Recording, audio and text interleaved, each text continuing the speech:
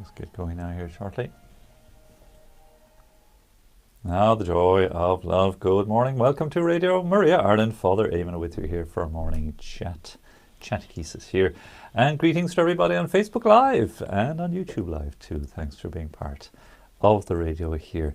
Lovely to see all the correspondence coming in the door to us this week. Some very kind greetings, Easter greetings from many of you. And for that we are immensely grateful. Quite a number of, I think about 20 or something letters came in the post today, and something similar yesterday as well. So Aisling was missing for a day or two. She has her work cut out for her now today in catching up with all of that too. And sorry for the slight delay here again this morning. We had a couple of birthdays happening this week here in the studio, who shall remain nameless. They may not wish to have their names. So we were celebrating ahead of the solemnities of, or at least of the Easter, the Holy Week ceremonies, fitting in the birthday celebration just slightly ahead of time. So very good.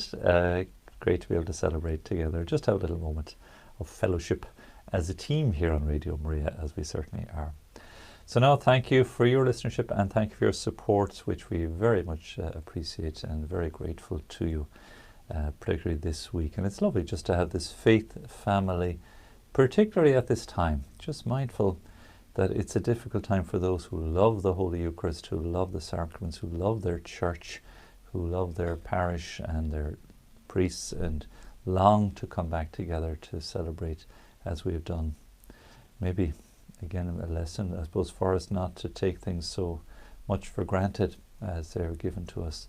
The Lord perhaps teaching us quite a lesson, and we really are being asked to enter in more fully into Holy Week. I would suggest this week, in the light of here in Ireland at any rate, whatever about all our friends tuning in internationally, that we're not able to open up our churches to the public, that all sacred celebrations will be online over the coming days. So it's a lamentable situation. In spite of the fact that bishops did have 2 meetings with Taoiseach here, the Prime Minister, we've had various wonderful politicians making representations, and Declan Ganley, a citizen, and he's been up for election, I think, as a European member of European Parliament in this country too.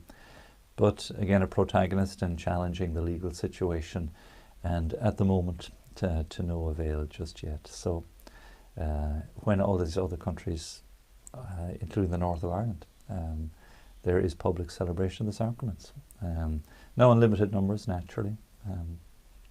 And then there are those, indeed, who are perhaps a little reticent about returning to gatherings of that sort, and that's perhaps understandable too. So it's strange times, very strange times. But as I was saying in the homily this morning, we're being called maybe just to participate all the more in the sense of denial, of betrayal, and of abandonment of Christ our Saviour.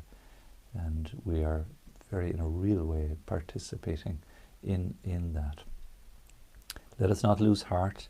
Let us see it rather as an opportunity to journey with Christ in this sacred time, and in the ceremonies that will begin this evening. And let us see it as part of our priesthood of the faithful. So that may be an interesting idea too, that because you're baptized, you're a member of the royal priesthood, that is an active and enrolled and enlisted member of the army, if you want to think of it in those terms. Excuse me. As a member of God's family, one of God's chosen, one of God's children and heir. And yet the gift we have been given is not meant just for ourselves. It's not a handout that's just freely dropped in our lap. There is a task assigned to us with that gift, to bear witness to it, to show forth that we believe what we have received. And in fact, that gift grows and is stretched and is animated to the extent that we actually exercise it and put it into practice, even to its maximum when laying down one's life, as the Lord has said, and as He showed us how, no greater love than to lay down one's life. And if it's done again in faith, in defense of the faith, this martyrdom is the fullest expression, really, of self-giving love for God and for others. So if we don't exercise our baptismal calling, if it remains inert or unused or unexpressed even, then the gift fades. The gift doesn't grow. It doesn't bring the blessings it's intended to. So each one of us then, on account of our baptism, is a priest, not ordained. The ordained ministry obviously is a certain gift and charism in the church too. But all who are baptized are commissioned to bear this gift and to share it and celebrate it and bring it to others. So you, as a baptized member of Christ's mystical body, are entrusted with a gift to be passed on to others. And yes, it's costing us a lot more. It's challenging us a lot more to give expression to that gift. But in the so doing, we're actually building and growing and deepening our faith. So I do hope that's been your experience this Lent, and especially for us here in Ireland. We are really being challenged. And as Father Billy was just chatting about this morning in the breakfast show, we may into the future be a far smaller church here, but all the stronger and all the purer for it. You know, having excised maybe the attachments to the things of the world that we too easily cling to, and now we become more authentic witnesses to Christ. This was what happened to the apostles really at that Last Supper and in Gethsemane and on Calvary. They fled. They either, in Judas's case, of course, betrayed him. In St. Peter's case, denied. St. John, the other apostles, abandoned, left. So we can see perhaps a little bit of that in each one of ourselves. Perhaps you can see some of that in you. I can certainly see it in me. But even in and through that, recognizing how much I need God's mercy wrought for us through these solemn days of the Triduum, and how much indeed I'm called to return to fidelity and bear witness to Christ all the more. There's our task. There's what's put before us. And if I fail to use it, if I allow this gift to become inert or fall into disuse, like an abandoned car, it'll quickly turn to rust. And it, if it's not oiled and fueled, you can't take it anywhere. And that's quite a tragedy. And if it is then that, this gift has fallen into disuse, it takes some time to get it back on the road. These things don't come about altogether instantaneously. And what's the fuel, at least initially, to re-engage actively with our spiritual life, is that of prayer. And here, of course, on Radio Maria Ireland, we provide ample opportunity for you to join in prayer and to come to learn more and deepen your faith. Just to let you know, the coming days, we've posted all the details, on our social media. Sarah has sent out a broadcast to all our WhatsApp messengers, I suppose. So on our studio phone, we have any number of text numbers there that those of you who have texted in or got in contact with through WhatsApp. So we sent out a broadcast to everybody at the same time, and it just means a little picture of all of the details of the ceremonies if you'd like to join in with us.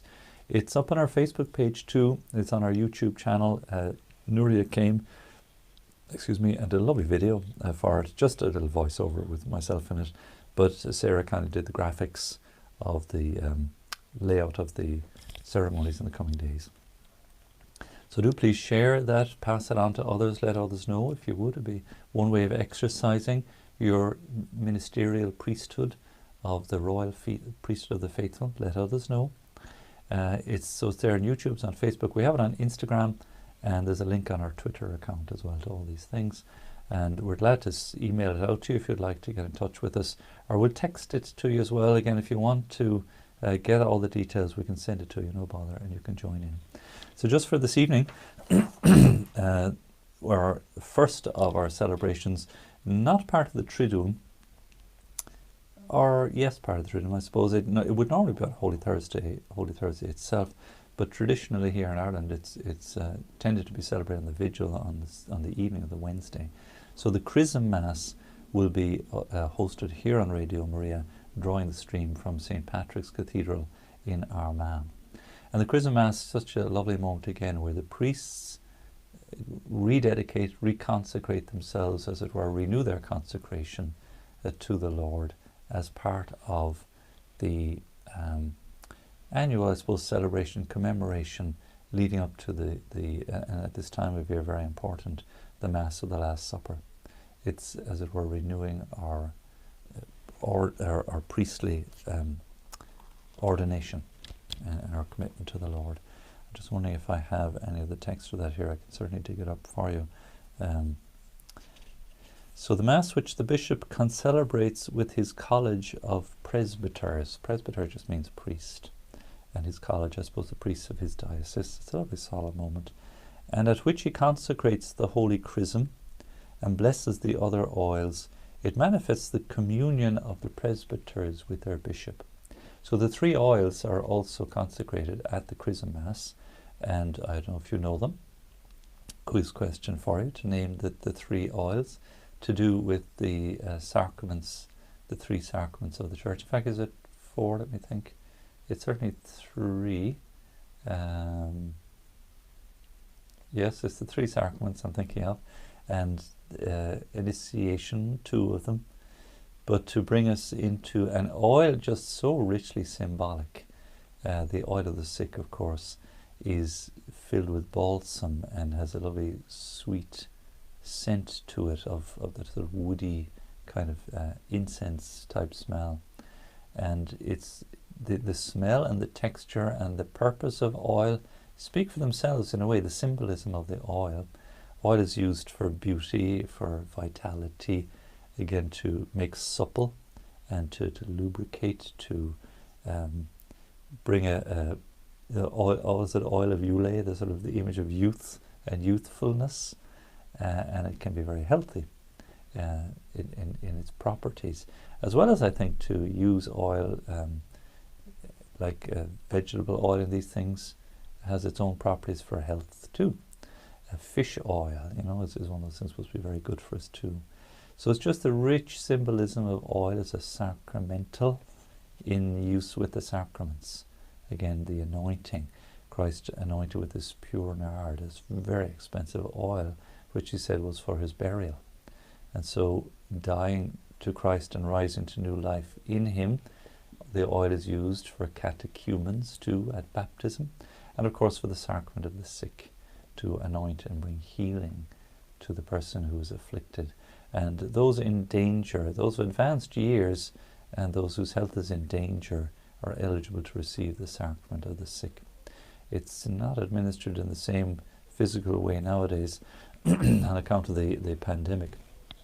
That too will change, I'm sure, in time.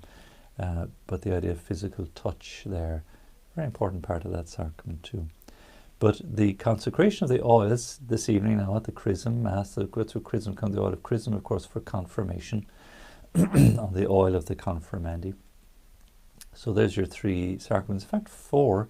So baptism, confirmation, and the sacrament of the sick. And the oil of chrism is also used on the hands of the priest. And I remember Bishop John McGee, who ordained me way back in 1998, liberally applying the oil on my hands to teach me the lesson indeed of hands consecrated in the service of the gospel, in the service of the Lord. And again, the sweet scent from that, the priest's hands anointed to celebrate the sacraments. And so the gathering then at the Chrism Mass reflects that unity. And I know in my own diocese, maybe true in others too, the bishop would invite people from the various parishes around the diocese to represent their parish at the Chrism Mass. In other words, a visible communion with all of the priests and the people of the diocese. And the bishop anointed, of course, to serve the people in service. And so, in imitation of the Lord, at the Mass of the Last Supper, which of course would be Thursday evening, the washing of the feet. Again, an expression of communion and of service with his people. The Holy Chrism, consecrated by the bishop, is used to anoint the newly baptized, to seal the candidates for confirmation, and to anoint the hands of presbyters and the heads of bishops at their ordination. So the oil is poured on the head of the priest who's ordained a bishop. You know the 3 levels of ordination. Diaconate involves, again, laying on of hands and anointing with oil. Presbyteros, or presbyteros, let's see, priesthood is the next level of ordination. And then the fullness of orders subsists in the bishop. Because, the deacon cannot hear confessions or celebrate Mass. The priest cannot ordain or confirm, except with permission. Only the bishop has the fullness of holy orders. And so the priest is a servant, like a deacon. Diaconia means servant. A servant of the bishop, and seeks to fulfill and to exercise the bishop's role, let's say, locally. And so he delegates those authorities. And so he confers faculties and permissions upon the priest who is found worthy to minister on his behalf in the local community. And so there's a communion at work there, a hierarchy, if you like, but a hierarchy not in the order of business, such as, CEO and those beneath him, rather a hierarchy of service, that the higher one goes on that order, if you like, the greater the responsibility and the greater the role of service. And so all of these things reflected in this beautiful Chrism Mass, which will take place this evening, of course, Thursday morning too. Presbyters, priests, are brought together and can celebrate this Mass as witness and cooperators with their bishop in the consecration of the Chrism, because they share in the sacred office of the bishop in building up, sanctifying, and ruling the people of God.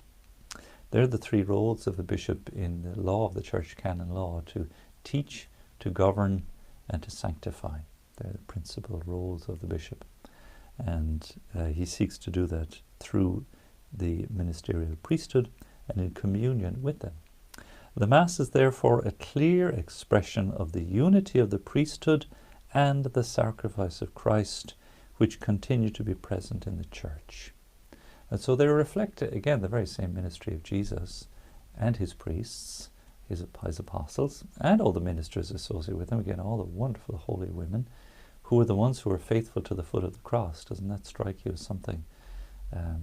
Why would not the Lord have chosen the women instead to be his closest apostles, if you want? They were, certainly, but they had their respective role too. And Our Lady, of all choices, surely, this is one of the arguments that's made, in relation to the whole area of women priests, that Our Lady would have been the obvious choice to be one of the ordained ministers.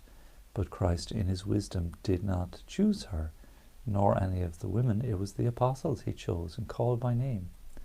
That's right there in the sacred scriptures. Why? I suppose in part, certainly, to imitate him in his ministerial capacity, let's say, as God, certainly, but in his manhood, and in the image that he applies to himself as bridegroom, laying down his life for his bride, the Church. And so that very important understanding of the men he has chosen to be priests, to imitate him in his manhood and in his providing for and in his sacrificial role in the life for his bride, the Church. And so the priest is called to be another Christ in that way. And again, that's not exclusive. That's simply the way God has intended and designed. And if it's lived out correctly, it's not done in any superior way. It's not a question of one being any greater than the other. And again, this comes down to the beauty of that moment, and the sadness maybe of that moment too, where it is the women who are faithful to the cross. With St. John, of course, Joseph, Arimathea, Nicodemus, and afterwards the apostles, rally and in the end do give their lives for Christ. It teaches us a very important lesson about roles and responsibilities, but about the essence of the priesthood. It seems as if it's fraught in some way already with built-in weakness, perhaps too. And it's somewhat of a mystery, perhaps in its own way. The Pope John Paul II speaks of the Eucharist as a gift and mystery, and vocation in that way too, a gift and mystery. And yet each fulfilling their respective role. Again, like the home, the father is the head of the household, let's say, and the mother is the heart. Without the heart, the head is going nowhere. Without the head, the heart might well be misdirected too. You know, it's not about competing. This isn't a competition. Rather, if there's any competition, it's growing in service is what the competition is. How can I better serve? It's not a career move. I mean, it's complete nonsense. And when people look at it in that way, in a worldly way, they just lose it. It slips away between your fingers. If you're talking about this being a career, I had a career. This is a vocation. I left the career behind. I could have stayed with it and be somewhere else now, not be here. And that would have been a career choice, and that's fine too. This is not a career move. It's not a worldly status, and it's not about increasing, it's about decreasing. So if we look upon it as a kind of a power struggle, we've lost the whole meaning of it. It's slipped away beyond us. So to show the unity of the College of Presbyters, the priests, the presbyters who can celebrate with the bishop should come from different parts of the diocese. Unfortunately, of course, that's not going to be altogether possible here in the Republic of Ireland at any rate. I know my own cathedral in Cove, it'll just be the local priests and the bishop there, and I don't suppose there'll be anyone else admitted, apart from a cantor, perhaps organist, and whatever other ministers are permitted. Presbyters who take part but for some reason do not concelebrate may receive communion under both kinds. Yes, I recall that was always the case for any big concelebrated masses like that with the bishop, that the effort would be made to receive Holy Communion under both kinds, that is, under the form of bread and under the form of wine, the body and the blood, again to express a fuller sense of communion. Not that if you receive only under one kind, you're not in full communion. That's not the case, but it's simply a fuller expression of what the Lord intended at the Last Supper. If it is difficult for the clergy and people to assemble with the bishop on a Holy Thursday morning, the blessing of oils may be held on an earlier day near Easter with the celebration of the proper Chrism Mass. So that's from the ceremonial of bishops there. So it just simply gives a little license to the fact that the Chrism Mass is often celebrated on the Wednesday evening. And that's for good pastoral reasons, invariably. Not sure why this year, because there's a good case to be made for it to be on the Thursday morning. Well, certainly in the south here in Ireland. And maybe there are some dioceses that are doing that as well. But traditionally, just for the sake of pastoral necessity and the busyness of the parishes at this time, to be the Wednesday evening. Because of its meaning and pastoral importance in the life of the diocese, the Chrism Mass should be celebrated as a stational Mass in the cathedral church. I suppose stational meaning, this is the station, this is the place, the preeminent place for it to be celebrated would be in the cathedral. And if there's pastoral reasons, again, the church is very accommodating in that way. It could be held in another church. If the cathedral is full of scaffolding or something, they're repairing the roof. So there you are. So tonight then at 7:30 here on Radio Maria, we'll celebrate the Chrism Mass with you. We'll bring it from, please God, from Armagh Cathedral. Again, subject of course to all the internet connections going on for us. So do keep an eye on our social media outlets there, and you'll see the times of all the celebrations for Holy Week too. Now I'm going to pause for a little piece of music. We had a nice request this morning for the Old Rugged Cross. It's a favourite, and it is a beautiful hymn, and it's often played, of course, at funerals, and a strong favourite with others. So very good. This is going out to Jacqueline. Jacqueline's listening in from Monaghan. Thanks, Jacqueline. We have a growing listenership now in Monaghan. I'm sure, no doubt in part, thanks to Father Owen Gorman, who's joined us here from Monaghan every Tuesday morning as well. So Daniel O'Donnell's version of it here. So do get in touch with us. 089 467 2000 is the text and the WhatsApp number. Email info@radiomaria.ie, and by all means do telephone. Mary's on the phone downstairs. 014 123 456. And if you'd like to write to us, thank you for all the lovely correspondence that has come in. It's St. Anthony's Business Park, Ballymount Road, Dublin 22. and drop a comment here on Facebook and YouTube, and we'll love to share that as well. So thanks, Catherine. The old rugged cross now for Jacqueline. There it is. The old rugged cross. No.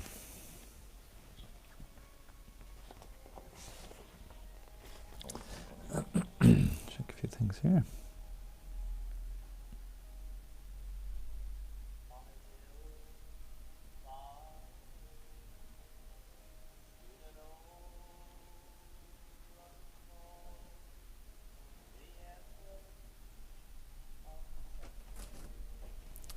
You're on camera. Thank you very much. I got 3 glasses of water here now. We'll be able to fill the liffey with all this.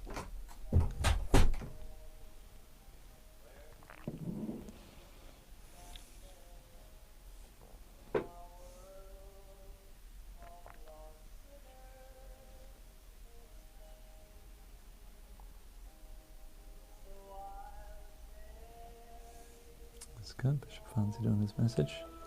So how long this is? It's a minute. Okay. Just have a listen here and see. Hello. Palm Sunday. Holy Week is beginning. The great week. Whatever Lent has been like for you, it doesn't matter now. Let's give this week our best shot. Let's try to concentrate on Jesus entering Jerusalem.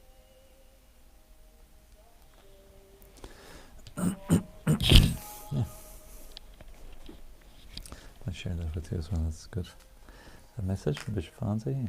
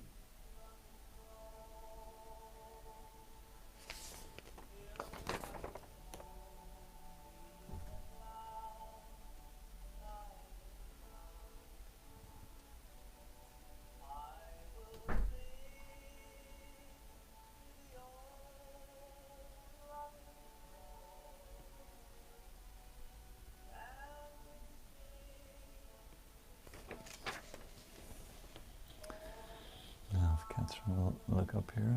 I might catch her attention. No. Nope. Big window here, but there we are.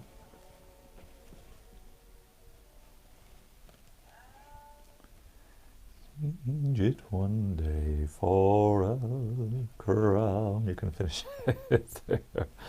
Yes, fair play to Daniel O'Donnell. That's nice indeed. I'll cling to the old rugged cross. Indeed, perhaps that's what we ought very much to do in these rather different days. I'll share with you some of what the Pope has been encouraging there to the Pontifical Mexican College, but of course applies to all of us.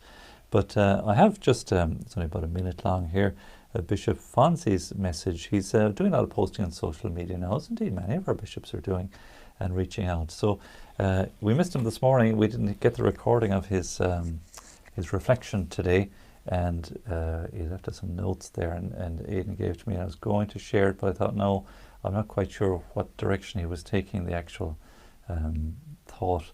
He might well share it later, but I imagine he's probably busy organising his own Chrism Mass and everything too. But here's his message for the beginning of Holy Week here as well. I'll just share this with you. He posts these up on YouTube as well, you know. Hello, Palm Sunday. Holy Week is beginning. The great week. Whatever Lent has been like for you, it doesn't matter now. Let's give this week our best shot. Let's try to concentrate on Jesus entering Jerusalem, knowing what's going to happen to him. Now, he says, the Son of Man is about to be handed over to suffer to be crucified, and on the third day to rise again. Let us learn from him his courage, his utter faith, rock solid, and his tremendous love for you and me. Let us live this Holy Week and make it the holiest of Holy Weeks with God's grace. God bless you. As Bishop Francie there, just a lovely message for us there. Make it the holiest of Holy Weeks, indeed it is, and most a holy time. So very good, nice to share that with you, and nice to see our bishops indeed leading us again, teaching, sanctifying and governing. That's the role of the bishop, and indeed sanctifying, I would say, is, well, you could argue which one is most important, but teaching and sanctifying certainly are very crucial. And Pope Francis likewise the same, encouraging us in the direction of sanctifying too. And he's saying, in the light of numerous challenges, today's problems require for priests now they conform themselves to the Lord and the gaze of love with which he contemplates us. There's our challenge for us today, conforming to the Lord. He noted that we need to have the gaze of tenderness with which God sees the problems that afflict society, especially the violence, the social and economic inequalities, polarization, corruption, and the lack of hope, especially among the youngest. So he says the Virgin Mary serves, and it's an example, reflecting the tender love of God, welcoming everyone without distinction through her motherly tenderness. So an ever deeper configuration with the Good Shepherd awakens in every priest an authentic compassion, both for the sheep entrusted to him and for those who have gone astray. So he's really encouraging us to, again, engage in pastoral charity that is intensified so that no one is excluded from the Church's solicitude and prayer. Encouraging us to go out to meet the people, not to stand still. And that's that's quite demanding now, I suppose, but he makes reference to engaging in fraternity through social media. The challenges we face are wide-ranging in that they compass the social fabric and the globalized reality interconnected by social networks and the media. So we must be capable of having a vision of that whole, of the whole and of unity, which impels us to create fraternity and allows us to highlight the points of connection and interaction in the heart of cultures and the ecclesiastical community. We are called not to underestimate the worldly temptations that can lead us to insufficient personal knowledge, to self-referential attitudes. It's a fair point. If it's all about me, myself, it's all about me and my world. That's an unhealthy disposition, and to be mindful of the needs of the world, the worldly temptations to consumerism and multiple forms of evasion of our responsibilities. That's worth sitting with, how is it that we can evade our responsibilities and be unfaithful to our calling, and maybe there's a subtle reference there to entertainment, which is good in and of itself, but our world is just saturated with it to the point that we can become just completely self-absorbed. And it strikes me sometimes, and again, it's perhaps due to the pandemic too, but the lack of people out and around or something, it just seems, there's, where is everybody? Have we kind of become a sort of enclosed and locked in kind of culture now, attached to our screens a bit too much? It's just a question. So concluding his address, the Holy Father encouraged the group he was meeting now, the Pontifical Mexican College, not to fail to deepen the roots of faith they have received in their various particular churches, which come from a rich process of inculturation of the gospel. He reminded them at Our Lady of Guadalupe, whose image is venerated in the Mexican College, the chapel there, reminds us of the love of her Son, who makes us sharers in his priesthood. We can therefore turn to her and ask for what we need, knowing that she has us under her shadow and shelter, appealing for prayers for himself also. Pope Francis invoked God's blessings and entrusted the clergy of Mexico and of the community of that Mexican college to Our Lady and to St. Joseph too, who was a model of participation himself in the redemptive mystery with his humble and silent service. It's great, you can kind of pick up and tap into these lovely messages from the bishops and from the Pope, and it can really resonate. You can draw from it and gain a little insight, a little thought. Or it's extraordinary what, again, if we're open to connecting in with this type of social media or exchange on it can be very life-giving and formative in its own way. So very good. My time is coming to an end. Please do continue to enjoy our programming. For the rest of our Holy Week, I'll mention tomorrow now as well. Again, all the details are available online. But this evening, again, 7:30 for our Mass of the Lord's, the Chrism Mass. And tomorrow evening, there won't be a 10 a.m. Mass tomorrow morning, because the only Mass that can be celebrated in the morning, otherwise rightly, according to our liturgical celebrations there and instructions, is the Chrism Mass. So we'll have the Chrism Mass this evening. So there won't be a 10 a.m. Mass tomorrow morning. I should have mentioned it maybe at Mass actually this morning.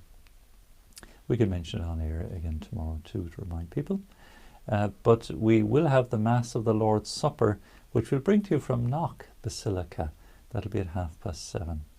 And as in previous years, our ambition has always been to travel around the 4 provinces of Ireland, the 4 archdioceses, and feature for you a Holy Mass as part of the Triduum and the Easter celebrations from north, south, east and west. So from the north this evening, Armagh Cathedral at 7:30. From the west then, tomorrow evening at 7:30, the Mass of the Lord's Supper as well.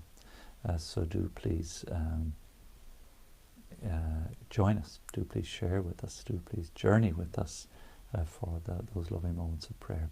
And as we go through the days, I'll announce ahead of time too for Good Friday, Holy Saturday and Easter Sunday. And if you'd like to see them ahead of time, again, just do please check out all our social media. So thanks for being part of the radio here. Thanks for your fellowship and your support and your prayerful accompanying us with Our Lady here at Radio Maria. We seek to stand at this time most especially, but at all times, at the foot of the cross and accompany indeed the Church as it is being born and reborn from the cross of Christ, and accompany Christ himself in his suffering on the cross. The poor you will have with you always, insofar as you did it to one of these, the least of my brothers and sisters, you did it to me. So Christ has been crucified today, and we are called to stand before him, minister to him, and accompany him in his mystical body, the Church too. So what a task is given to us. And this is again coming back to our baptismal calling and our priesthood, our royal priesthood of the faithful, our gift and our privilege and our vocation. So if we can learn a little of that as we enter into these solemn days and recognize our great need of his grace to sustain us and guide us and direct us, but also the great calling and task that is ours to be part of ministering to the Church. So yes, we're going through some very trying and difficult circumstances, but if we can, as the Pope says, avoid this idea of self-referential approaching the situation of the day, that it's all about me and my world and what's in it for me, not helpful, and look outwards and see the great needs that afflict our world today and the great challenges that demand more of us now in the expression and living of our faith. So thanks very much for your company. Thanks for being part of the radio here. It's lovely to chat with you and to grow with you and journey with you, as I say. Do feel free to text in and email in and get in touch at any time to keep this wonderful faith conversation and journey going. So now it's 12 o'clock. Thanks to Catherine on the mixing desk. We'll take our leave of you on video, but we'll continue, of course, now with our Angelus and midday prayer. Now, thanks everybody.